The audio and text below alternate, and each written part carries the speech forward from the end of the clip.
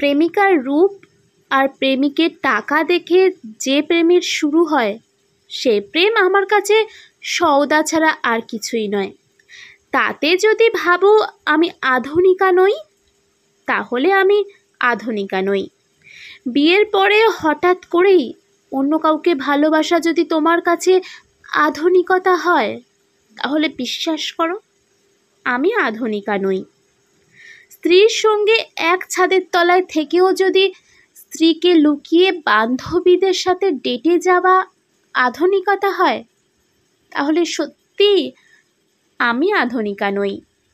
তোমার কাছে পরকীয়া যদি সুন্দর সম্পর্কের উদাহরণ হয়, দুটো মানুষের সংসারে তৃতীয় জনের প্রবেশ যদি আধুনিকতা হয়, তবে আমি কখনোই আধুনিকা নই।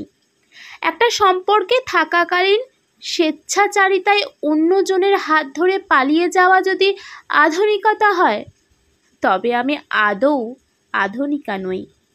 স্বামী আনরোম্যান্টিক, রসকসহীন বলেই যদি পাশের বাড়ির দেওর তোমার স্বামীর জায়গা যদি সহজেই নিয়ে নিতে পারে, আর তাকে যদি তুমি আধুনিকতার দোহাই দাও, তাহলে ক্ষমা করো, আমি আধুনিকা নই।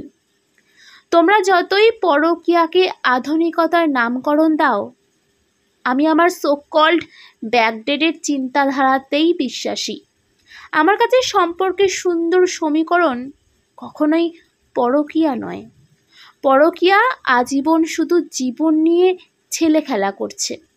পরকীয়া আজীবন একটা সন্তানের ছেলেবেলা কেড়ে নিয়েছে।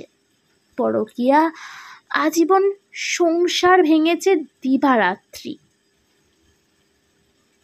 স্বামী হোক বা স্ত্রী, প্রতিটি সম্পর্ক টিকিয়ে রাখার জন্য দুজনের অবদান লাগে। উদাসীনতার বেড়াজালে শুধু মানুষ শেষ হয়ে যায়। তৃতীয় ব্যক্তি ঢোকার সাহস তখনই পায় যখন দুজনের একজন সেই সাহসের যোগান দেয়।